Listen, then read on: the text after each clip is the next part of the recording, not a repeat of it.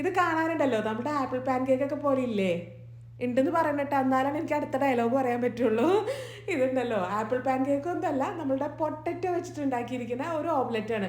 നല്ല ഹെൽത്തി ആയിട്ട് ഡയറ്റൊക്കെ ചെയ്യുന്ന ആൾക്കാർക്ക് ബ്രേക്ക്ഫാസ്റ്റ് ആയിട്ടോ ഡിന്നറൊക്കെ ആയിട്ട് കഴിക്കാൻ പറ്റിയിരിക്കുന്ന ഒരു പൊട്ടറ്റോ ഓംലെറ്റ്. അപ്പോൾ അതിന് വേണ്ടിയിട്ട് ഞാനൊരു ഉരുളക്കിഴങ്ങാട്ടം എടുത്തിരിക്കുന്നത്. അത് ഇതേപോലെ അങ്ങോട്ട് സ്ലൈസ് ചെയ്തെടുക്കുക. ഇതാണ് ഇതിൻ്റെ ആ ഒരു കട്ടി എന്ന് പറഞ്ഞാൽ.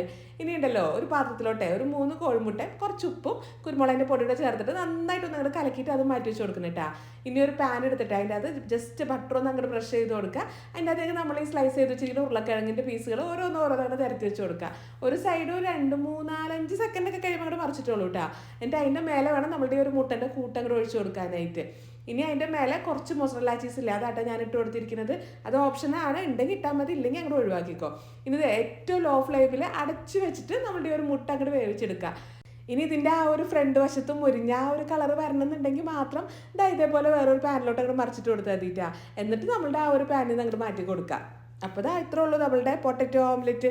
പിന്നെ ഓംലെറ്റ് എന്നൊക്കെ പറയുമ്പോഴേ എപ്പോഴും നല്ല ചൂടി കഴിക്കുമ്പോഴാണല്ലോ അതിൻ്റെ ആ ഒരു ഇതെന്ന് പറഞ്ഞാൽ അതന്നെ. അപ്പോൾ ഞാനും നല്ല ചൂടി തന്നെയായിട്ട് എടുത്തിരിക്കുന്നത്. പിന്നെ ചീസൊക്കെ